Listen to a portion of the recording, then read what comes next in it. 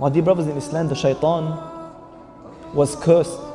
He was thrown out of paradise, guaranteed hellfire for eternity, and was given the curse of Allah Azza wa Jal for refusing one sajda. To who? To Adam, to a man. What's going to happen to us who refuse to bow down to the Lord of the heavens and the earth?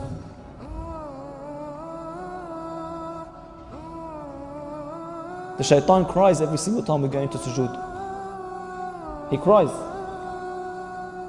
That Bani Adam was ordered to make sujood and he made sujood. And I was ordered to make sujood and I refused.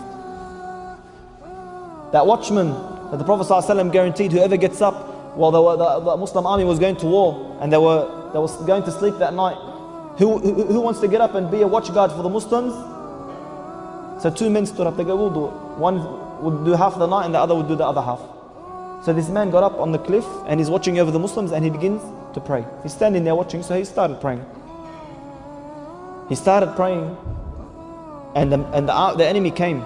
And as they were approaching, he saw the man on the cliff and he knew this man would alert the Muslims, so they couldn't ambush them.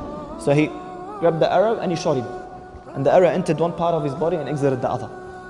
And this man remained there standing praying. He did not want to leave his prayer. Look how important it was to him. He didn't want to leave his prayer. We took some of the shababs a few weeks ago to skirmish paintball. Little paintball just hits you, it stings. You should see them run. And it's killing and they're rolling on the floor in pain. This man took an arrow in one part of his body and out the other and he didn't move. Another arrow, the second one, straight in one part, out of the other. The third arrow, straight in one part, out the other. And he would not leave his prayer.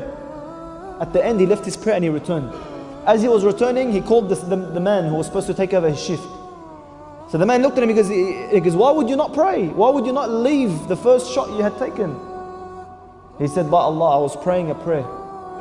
And I was reading a surah that was so beautiful that I did not want to leave. I wanted to die as I was praying and reading that surah. And if it wasn't for my promise to the Prophet ﷺ that I would guide the Muslims, I would have stayed in that prayer and died in that prayer. Look at the importance of salah in their lives. The man who wanted to get his leg chopped, what did he tell them? Chop it off, wallah min salah. You know how the narration goes? They done the whole operation. They chopped off his entire leg and he did not even grunt. He did not even grunt. Imam Bukhari radiallahu anhu. Imam Bukhari, the one who the scholars claim that the most sahih, the most correct, the most authentic book after the Quran is Sahih Bukhari. Not a household doesn't have this book. How was his prayer? His students once narrated, you know what they narrated? They narrated that once he got up to pray, and as he finished his prayer, he gave salam, he felt something on his back. So he moved his abaya and they saw hundreds of bee stings in his back. They go, what's that, ya Imam? He goes, I don't know. He prayed his entire prayer, a whole hive or whatever of bees attacked him and he didn't even feel it. He didn't even know what had happened until after he finished his prayer.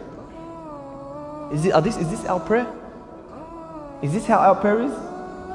Ali radiallahu anhu, look, why was he at such a great status? Very simple. One day he was praying and the house around him began to burn. He was in a house fire. And people all gathered around him. They saw him, he's still praying. And then they called out to him, Ya Ali, the house is burning, Ya Ali, the house is burning. And he didn't listen. At the end of the prayer, he gave salam and he walked out. They go, Ya Ali, didn't you hear us calling out to you that the prayer is burnt? The house is burning? He replied, can you hear what you're praying? Can you actually hear others or hear things while you're praying? He couldn't understand. How could that be? Is that the true value of salah in our lives? Seriously, do we have that khushu'?